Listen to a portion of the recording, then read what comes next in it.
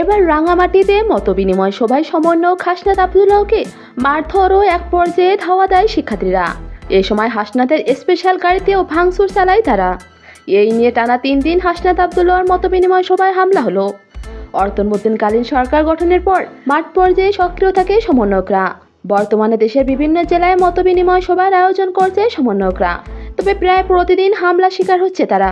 আজ হাসনাত আব্দুল্লাহর মতবিনিময় সভার মাঝখানে তাকে মারধর ও ধাওয়া দেওয়া হয়েছে। এদিকে আগামীকাল সাজিদ আলমকে মতবিনিময় সভা থেকে ঘাড় ধাক্কা দিয়ে বের করে দেয় শিক্ষার্থীরা। গতকালকে সার্জিসকে যেভাবে নরসিংদী থেকে আমি মনে করি যে এটা পালাতে বাধ্য হয়েছে। আজ গাজীপুরে সাজিদ আলমের সভা থাকলেও যাননি তিনি। তার ভেরিফাইড ফেসবুক অ্যাকাউন্টে স্ট্যাটাস দেন গলা ভেঙে যাওয়ার কারণে সভা করতে পারবেন না তিনি। তবে সার্জিস আলম যে প্রাণের ভয়ে সভা করতে যাননি তা স্পষ্ট। তবে সমন্বয়কদের যে জনপ্রিয়তা শিক্ষার্থীদের কাছে কমে এসেছে তা বলা বাহুল্য। তবে কি হিরো আলমের মতো সমন্বয়কদেরও মার খেতে খেতে দিন পার হবে?